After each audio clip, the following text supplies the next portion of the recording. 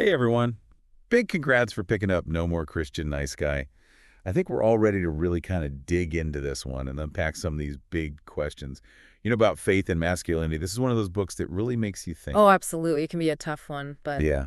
And we're working with excerpts from a summary on Library Book today just to kind of like get the highlights. I think it's going to give us a lot to talk about. What do you think?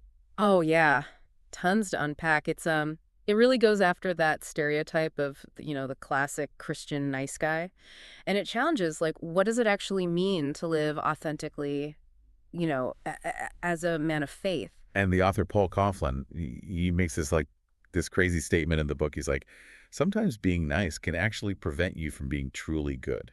Yeah, I remember reading that and thinking, "Whoa, hold on. Like are we supposed to be jerks now or something?" I know. It's like, what's going on here? Yeah. But he really digs into this concept that he calls Christian nice guy syndrome. And it's this idea that, like, all these societal and religious pressures that tell men they just have to be agreeable all the time. Don't rock the boat, you know? Yeah, always put everyone else's needs before your own. Avoid conflict at all costs. Sound familiar? Oh, yeah. I can see myself falling into those traps. Yeah. You know, it's like you end up trying to please everyone and then you just feel resentful, like you're losing yourself in the process. Mm-hmm. And that's what Coughlin's saying can be so damaging. Like this kind of distorted idea of what it means to be a good Christian can actually like backfire on you. It can lead to all this frustration and resentment, and it can even hinder your spiritual growth. Wow, yeah. It's almost like you're playing a role instead of being your true self. Exactly. You're not living authentically. And that creates this disconnect between who you are and who you feel you're supposed to be. Right, right. So, like, where does faith fit into all of this? Yeah. Well, Coughlin argues that this nice guy persona can actually get in the way of like genuine faith. He uses the example of Jesus confronting the Pharisees. I mean, talk about a group that was all about avoiding conflict. Right. But Jesus didn't shy away from calling them out, even when it caused a stir. It's like he was saying, hey, true faith isn't about being a doormat. It's about standing up for what's right, even when it's hard, you know? Exactly. And that brings us to like a really key distinction that Coughlin makes. He talks about this difference between like niceness and righteousness. He's not advocating for being mean or disrespectful or anything like that, but he is saying that genuine Christian character, it goes beyond just those surface level pleasantries. Okay, yeah. So, how do we know the difference? Like, when is it actually the right thing to do to be nice? And when is it just like a way of avoiding something deeper? That's where things get really interesting. Coughlin says we need to look at the motivation behind our actions. Like, are we being nice out of genuine care and compassion? Or are we doing it to like avoid conflict or gain approval or maybe even manipulate a situation? Oh, wow. Yeah. So it's about checking in with ourselves, right? Being honest about our intentions and making sure we're acting with integrity. Exactly. And that's not always easy. It takes Hmm. real self-awareness and courage to confront those times when we're falling into that nice guy trap. Totally. And this whole thing really ties into Coughlin's view of authentic masculinity, right? He's not just talking about being a nice guy. He's talking about what it means to be a good man, period. Absolutely. He sees authentic masculinity as rooted in things like active faith, courage, assertiveness, integrity, qualities that go way beyond just being nice. It's about having a backbone. Right. Think about it. Like Jesus cleansing the temple, standing up to those religious authorities, Mhm. that takes guts. Yeah, that's true. It's like sometimes love requires a little tough love, right? Mm. But isn't that going against that whole turn the other cheek philosophy? Well, that's where I think nuance comes in. Coughlin's arguing that there's a difference between passivity and genuine peacemaking.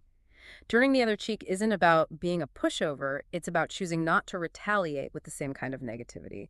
Sometimes the most loving thing you can do is to set a boundary or speak the truth, or even walk away from a toxic situation. Yeah, that's powerful. So how does this idea of authentic masculinity with all this courage and assertiveness, how does that actually play out in a guy's everyday life?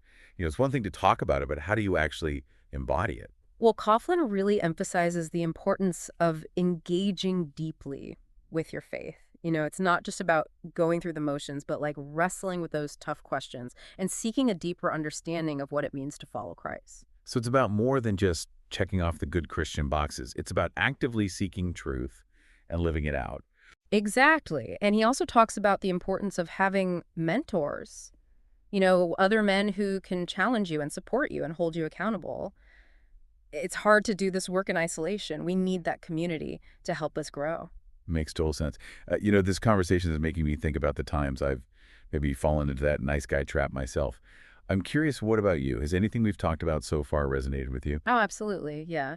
It's making me think about those moments when I've maybe prioritized keeping the peace over speaking my truth.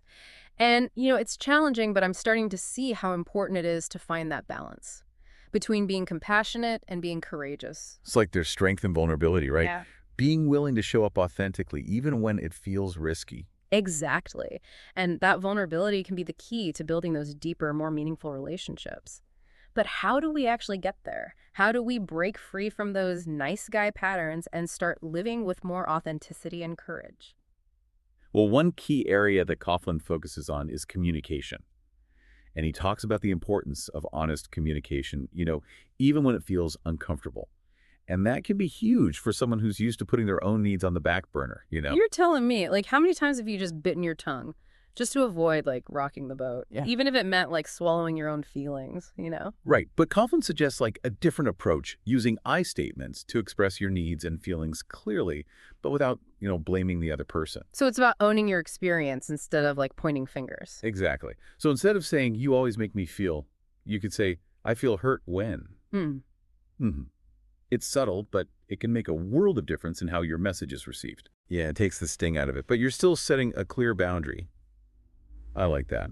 But let's be real, setting boundaries, I don't know about you, but for me, it can feel so guilt-inducing, Hmm. especially for people who are used to people-pleasing. Mm. It's like saying no to someone feels like you're personally attacking them. It's a common struggle for sure, but Coughlin emphasizes that setting boundaries is actually an act of self-respect, and it can ultimately improve your relationships in the long run. Okay, I can see that. When you're constantly overextending yourself, resentment can build up, and that can actually damage your relationships. So setting boundaries is a form of self-care and relationship care. Precisely. And the book summary shares this really interesting case study about a man who finally learned to say no at work.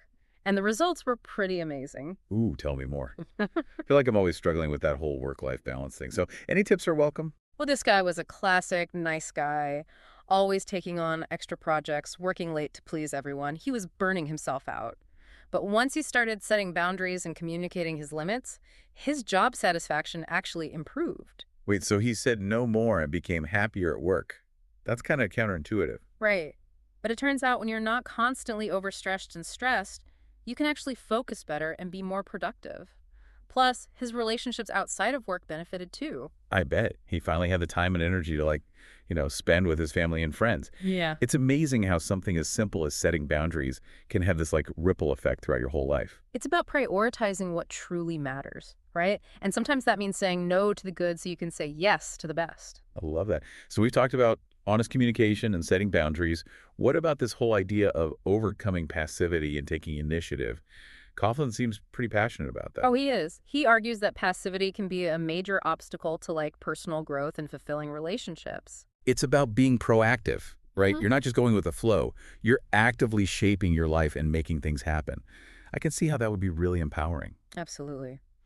Coughlin outlines a few concrete steps for becoming more proactive, starting with taking responsibility for your actions. It's easy to blame external circumstances for our unhappiness, but real change starts with looking inward. It's that whole victim mentality versus creator mentality thing. Exactly. When you take ownership of your choices and their consequences, you empower yourself to make different choices in the future. And that's where setting goals comes in. It gives you a roadmap and a sense of direction. It's like you're taking the reins of your life instead of just letting things happen to you. You got it. Yeah. And the book summary highlights this really inspiring story about a man who took initiative in his marriage. And that's a place where passivity can really do some damage. Oh, I'm all ears. Yeah. Tell me about this couple. Well, this man had gotten into this rut of just kind of coasting in his marriage, assuming his wife was happy because, she wasn't complaining or anything. But then he decided to shake things up. He started actively listening to his wife's dreams and encouraging her to pursue them. It wasn't about him taking control, but about empowering her to flourish. So he was more present and proactive in the relationship. Yeah. What happened?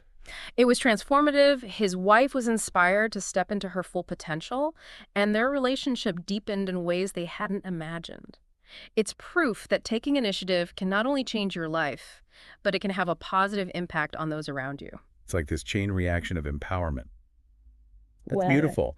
And, this whole conversation about taking initiative and being proactive in your relationships, it ties into Coughlin's belief that authentic relationships require something more than just being nice. you're talking about vulnerability. Exactly. It's like if you're always afraid to rock the boat or show your true feelings, you're never going to experience real intimacy. He argues that the fear of judgment or rejection can actually prevent us from experiencing true connection. It's like you're building walls instead of bridges. So true.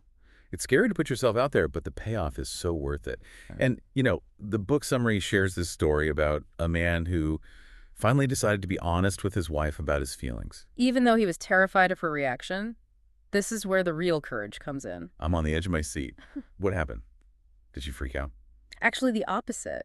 His honesty opened up this whole new level of communication between them, and their relationship became stronger than ever. It was a real turning point for them. It just goes to show you vulnerability is a superpower.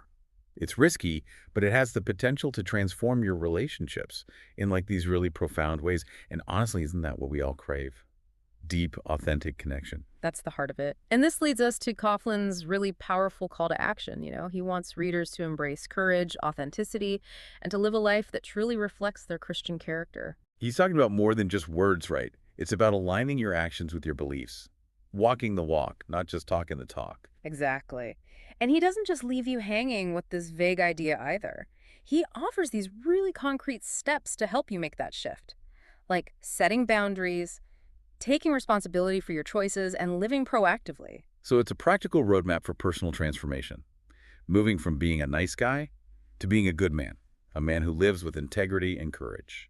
Yeah, it sounds like Coughlin's saying we need to redefine what it means to be a good man. It's not about being passive or avoiding conflict, but about stepping into your strength and living out your values. Definitely. And one of the quotes from the book summary that really stuck with me was, God didn't create us to be nice. He created us to be good. There's a big difference between the two. Ooh, that's a good one, yeah. It's powerful, right? It is. It's like a reminder that true goodness, it takes more than just surface level pleasantries. It takes courage and integrity and a willingness to stand up for what's right. Yeah. Even when it's hard. Even when it's hard, yeah.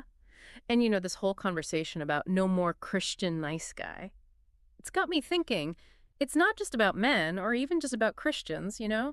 It's a message that I think resonates with anyone who's ever felt pressure to conform to a certain mold, to suppress their true selves in order to please others. Totally. We all wear masks sometimes, right? Yeah. Whether it's to fit in, avoid conflict, or protect ourselves from getting hurt. But those masks can really suffocate us and prevent us from Oh, experiencing genuine connection and living out our full potential. exactly. So as we wrap up this deep dive, let's think about how we can apply these ideas to our own lives. No matter who we are or what our beliefs are, what masks might you be wearing? What areas of your life might need a little more authenticity and a little less niceness? Yeah, what are those things that are holding you back? Maybe you're holding back in your relationships, afraid to express your true feelings. Or maybe you're staying in a job that's draining your soul because you're afraid to rock the boat. Whatever it is, remember that you have the power to choose courage over comfort, authenticity over approval. It's not always easy, but the rewards are huge. Absolutely. And if this deep dive has sparked something in you, I encourage you to keep exploring these ideas. Maybe pick up the full book, No More Christian Nice Guy. Or have a conversation with a friend about what it means to live authentically. Yeah, great idea. Remember, true strength lies in embracing your true self, flaws and all. So go out there and be the best, most authentic version of you that you can be. That's a wrap on this deep dive. Until next time, keep asking those tough questions and challenging those limiting beliefs. You got this.